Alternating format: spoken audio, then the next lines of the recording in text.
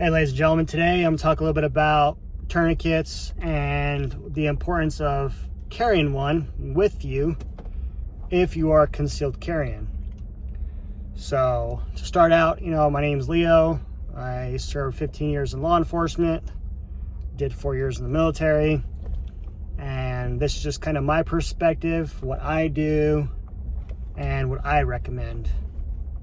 So over the years, through all my trainings and experience, things I've seen, with real life application, I know a lot of people, right, especially in Idaho, carry concealed, and I think that's great. Idaho is a state that you don't have to have a permit to carry concealed as long as you're 18 and older and don't have any criminal convictions like, domestic violence or felonies, or, especially violent felonies. Then you can't own firearms or possess them. So a lot of people carry concealed. A lot of people have firearms in their vehicles or whatever. But one thing, I saw a video one of my years in law enforcement, and it was a video of an off-duty officer who happened to pull into a gas station. I believe this happened in Texas. He pulled into a gas station, and come to find out that gas station was being held at gunpoint.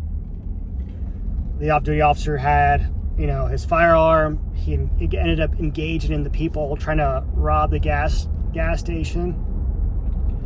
Well, his young child was in the vehicle, his vehicle, and with rounds being exchanged, the kid caught a stray bullet. And listening to that guy talk about the situation, he said, I should have had a tourniquet, and that would have made the world of difference for my kid. He ended up getting his kid to the hospital very quickly, as I don't think it was very far, and the kid ended up being okay.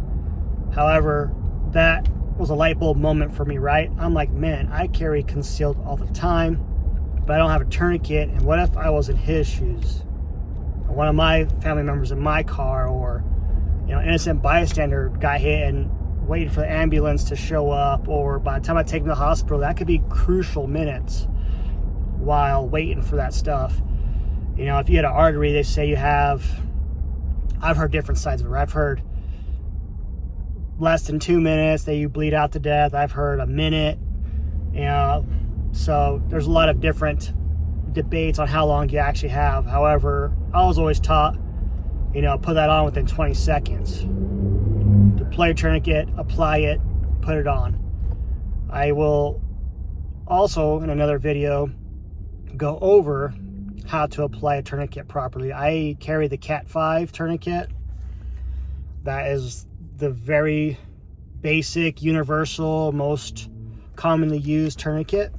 I highly recommend it. You can get them on Amazon. Of course, do your own reviews and check the quality, the reviews, and all of that, because you want to make sure you get a good quality one. One issue we ran into in the military many years ago is some of the Cat 5s, the plastic windlass would snap. So they ended up, since then, of course, coming out with different models and making them a lot better, more reinforced. So just make sure you research what kind of tourniquet you're getting and the quality. But back to why I carry tourniquet with me when I'm carrying concealed or not. I always have one in my vehicle, in every vehicle I own, to include my wife's vehicle. I also have a med kit in every vehicle I own, to include my wife's vehicle. And big distinction on that, you need to get a med kit that is for trauma. If you just get a med kit that is for first aid, you might just get a couple Bandaids, a couple pieces of gauze, but none of that stuff is crucial to like a trauma incident. So I highly recommend, there's quite a few stores online you can get on there and get a med kit that's, for trauma. Yeah, it'll have some Band-Aids in there and all that good stuff for minor stuff, but it would also have quick clot, gloves, tourniquet, some gauze that has, clotting agent in it, so that way it helps seal off an artery or a big wound. That I highly recommend as well. I carry in my go bag every day is a small trauma kit, individual first aid kit, I carry some extra quick clot, and obviously my firearm, magazines, tourniquets. I have 2. With the one in my car, I have 3 total.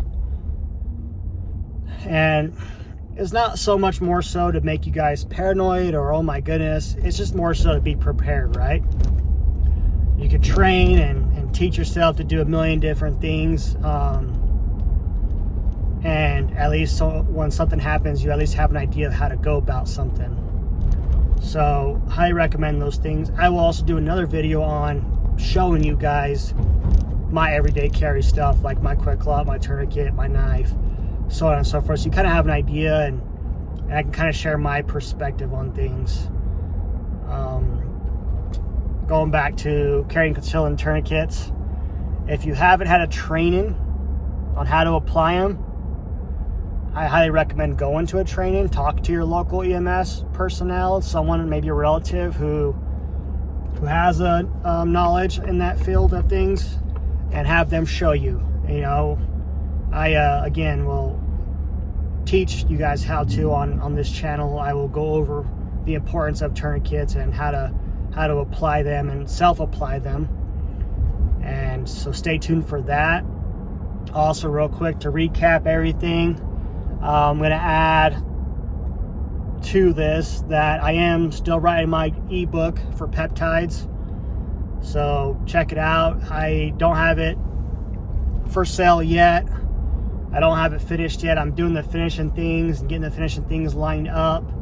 But it's a very basic knowledge of peptides on how to, you know, on what is what. There's so many peptides out there, so many nomenclatures for peptides, and this book is going to give you a basic understanding of what each peptide is, the most common ones, and what they're supposed to do health-wise. So stay tuned, and I'll catch you guys later.